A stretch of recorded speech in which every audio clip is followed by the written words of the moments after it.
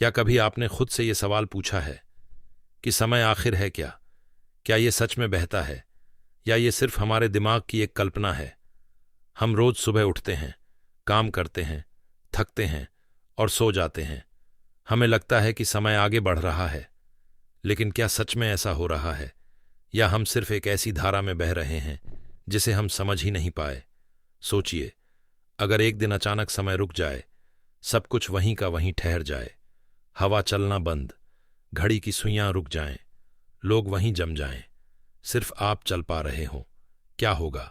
क्या आप खुश होंगे या डर जाएंगे? क्योंकि उस क्षण आपको समझ आएगा कि समय ही वो चीज है जो जीवन को चलाती है। वेदों में समय को काल कहा गया है, और काल को सिर्फ एक माप नहीं बल्कि एक शक्ति माना गया है। एक ऐसी शक्ति जो ब्रह्मांड के हर कण को नियंत्रित करती है। जन्म से लेकर मृत्यु तक हर चीज उसी के अधीन है। लेकिन सबसे हैरान करने वाली बात यह है कि वेद कहते हैं समय हर जगह एक जैसा नहीं होता। जी हाँ, जहां हम इंसान एक दिन में 24 घंटे जीते हैं, वहीं देवताओं के लिए एक दिन हमारे कई वर्षों के बराबर हो सकता है। यानी समय का बहाव हर जगह अलग अलग है, और यही बात आज का विज्ञान भी मानता है, जिसे हम टाइम डायलेशन कहते हैं। लेकिन सवाल ये है कि हजारों साल पहले लिखे गए वेदों में ये ज्ञान कैसे था? महाभारत में एक ऐसा दृश्य आता है जिसने समय की इस गुत्थी को और भी गहरा बना दिया। जब लॉर्ड कृष्णा ने अर्जुन को अपना विराट रूप दिखाया, वो कोई साधारण दृश्य नहीं था। अर्जुन ने जो देखा वो हमारी कल्पना से भी परे था। उसने सिर्फ भगवान का रूप नहीं देखा, उसने पूरा ब्रह्मांड देखा। एक ही क्षण में उसने देखा कि कैसे योद्धा मर रहे हैं, और वही योद्धा अभी जीवित भी हैं। उसने भविष्य देखा, जहां युद्ध खत्म हो चुका था, और वर्तमान भी, जहां युद्ध चल रहा था, और अतीत भी, जहां सब कुछ शुरू हुआ था। यानी तीनों काल एक ही समय में मौजूद थे। अब सोचिए, अगर अतीत, वर्तमान और भविष्य एक साथ मौजूद हैं, तो समय बह कैसे रहा है? क्या ये सिर्फ हमारी परसेप्शन है? क्या हम सिर्फ एक लाइन में चल रहे हैं, जबकि असल में सब कुछ पहले से ही मौजूद है? आज के वैज्ञानिक भी यही कहते हैं कि समय एक डायमेंशन है। जैसे लंबाई, चौड़ाई और ऊंचाई, वैसे ही समय भी एक डायमेंशन है। और अगर कोई इस डायमेंशन को समझ ले तो वो समय में आगे पीछे जा सकता है। लेकिन ये सिर्फ थ्योरी है, अभी तक कोई इंसान ऐसा नहीं कर पाया। लेकिन वेदों और पुराणों में समय यात्रा के कई उदाहरण मिलते हैं।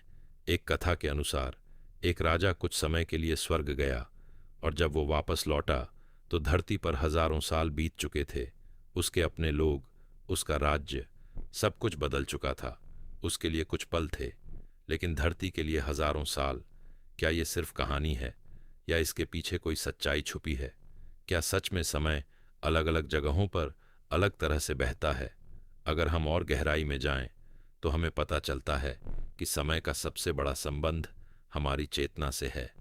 जब हम खुश होते हैं तो समय बहुत जल्दी बीत जाता है, और जब हम दुखी होते हैं तो वही समय बहुत लंबा लगने लगता है। यानी समय का अनुभव हमारे मन पर निर्भर करता है।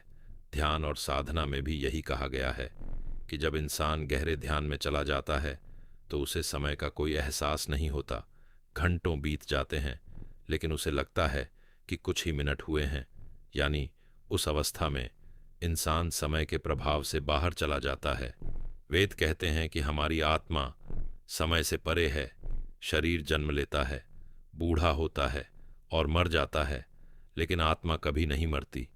वो सिर्फ एक शरीर छोड़कर दूसरे शरीर में प्रवेश करती है। यानी आत्मा के लिए समय का कोई महत्व नहीं है।